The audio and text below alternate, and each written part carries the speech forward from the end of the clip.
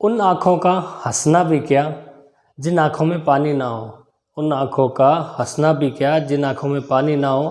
और वो जवानी जवानी नहीं जिसकी कोई कहानी ना हो। नमस्कार, जय हिंद दोस्तों। आज बात करेंगे उस एक फौजी की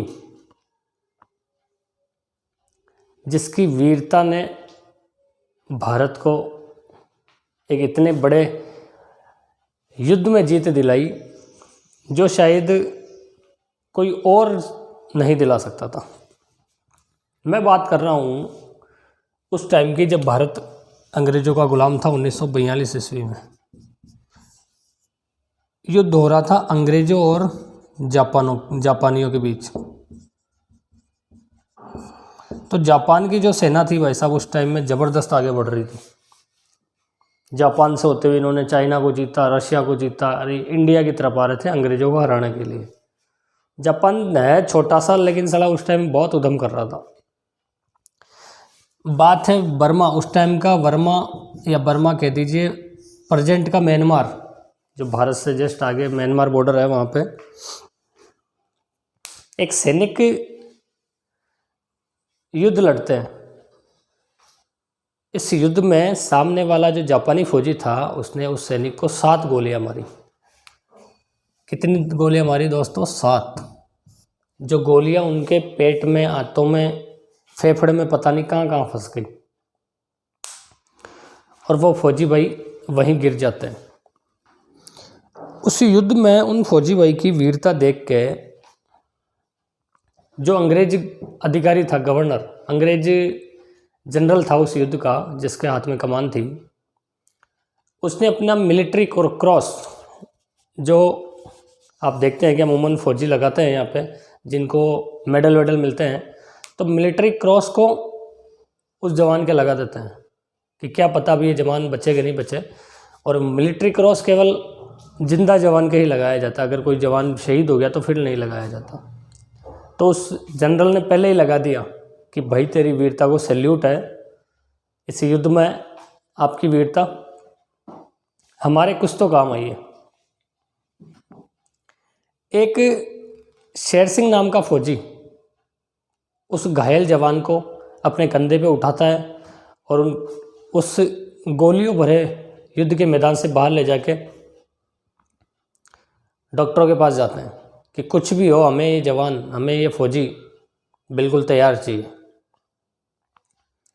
डॉक्टर जब उनको देखते हैं कि 7-7 गोलियां लगी है, अब इस बंदे के क्या ही बचने के चांस है। जब उस टाइम इतनी सुविधाएं नहीं थी हॉस्पिटल की, तो ये आदमी क्या बचेगा अब। तो डॉक्टरों ने मना कर दिया कि भाई साहब अभी कोई मतलब नहीं है इस फौजी का इलाज करने से, क्या ही फ़ायदा है इस फौजी का इलाज करने से। लेकिन जब उस फौजी से वो सूबेदार शेर सिंह, जो फौजी उठा के लाया था अपने कंधों पे, वो पूछते हैं कि फौजी साहब क्या हुआ आपको, तो वो फौजी ये कहता है कि मुझे एक खच्चर ने लात मार दी और कुछ नहीं हुआ, ज़्यादा इतना कुछ नहीं हुआ है, बस एक खच्चर ने लात मारी। तो उनका जो हौसला, जज्बा देख के वो डॉक्टर पानी पानी हो जाते हैं और फिर वो डॉक्टर इलाज करते हैं और वो बंदा बिल्कुल तैयार हो जाता है। मैं आज आपके सामने ये कहानी लेके आया हूँ सैम मानेकशॉ, भारत के वो सेना के जनरल फील्ड मार्शल मानेकशॉ, जिन्होंने 1971 के युद्ध में, भारत पाक युद्ध में भारत को जीत दिलाई थी। ये वही मानेकशॉ है जिनकी वीरता के कई किस्से हमारे प्रचलन में हैं। भाई साहब, अगर आपने थोड़ी बहुत भी भारत की हिस्ट्री या ज्योग्राफी या पॉलिटिक में आप समझ रखते हो और आपने सैम मानेकशॉ के बारे में नहीं पढ़ा, तो ये मान के चलो आपने अभी तक कुछ नहीं पढ़ा। यही सैम मानेकशॉ पहले अंग्रेज़ों की फ़ौज में थे, क्योंकि अंग्रेज़ों का कब्जा था हमारे पे। उसके बाद सैम मानेकशॉ को भारतीय फ़ौज, आज़ाद होने के बाद भारतीय फ़ौज में लेफ्टिनेंट बना दिया जाता है। अधिकारी बनते हैं, धीरे धीरे धीरे ये और आगे जाते हैं। एक छोटा सा किस्सा और है। अमूमन ये होता है कि जो राजनेता होते हैं हमारे, नेता होते हैं हमारे देश के पॉलिटिकल, वो क्या करते हैं कि हमारे फौजियों को, या वो तो किसी को नहीं मानते हैं, सीधी सी बात ये है, कोई आईएएस अधिकारी हो या किसी को धमका देते हैं। एक बार का किस्सा है, कोई मीटिंग हो रही थी, भारत के रक्षा सचिव थे उस टाइम के, उन्होंने एक फौजी को ये कह दिया कि वो खिड़की खोल के आओ, और वहाँ पे सेम मानेकशॉ थे। सेम मानेकशॉ ने कह दिया उस रक्षा सचिव को, भाई साहब आज तो बोल दिया एक फौजी को कि वो खिड़की खोल के आओ। ये फौजी तुम्हारा गुलाम नहीं है, नेता होगा, जो तुम कहोगे वो करेगा। तुम कहोगे ये लेके आओ वो लेके आओ। इस फौजी की केवल एक ही जिम्मेदारी है, वो है भारत माता की रक्षा की, इसके अलावा कोई जिम्मेदारी नहीं है। तुम लोगों के घर के काम करने के लिए फौजी पैदा नहीं हुआ है। फौजी की जिम्मेदारी है केवल देश की सुरक्षा करने की, इसके अलावा कोई जिम्मेदारी नहीं है। एक और किस्सा याद आता है कि जब पाकिस्तान के पहले दो हिस्से हुआ करते थे, एक तो पूर्वी पाकिस्तान और एक पश्चिम पाकिस्तान। जो पूर्वी पाकिस्तान आज हम जिसे बांग्लादेश के नाम से जानते हैं, ये बांग्लादेश 1971 में आज़ाद होता है। उस टाइम में भारत के कुछ पाकिस्तान से रिश्ते सामान्य नहीं थे।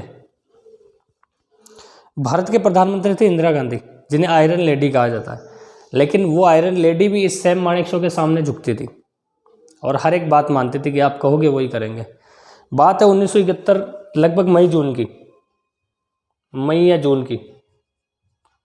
इंदिरा गांधी ने कहा हम पाकिस्तान पर अटैक करेंगे।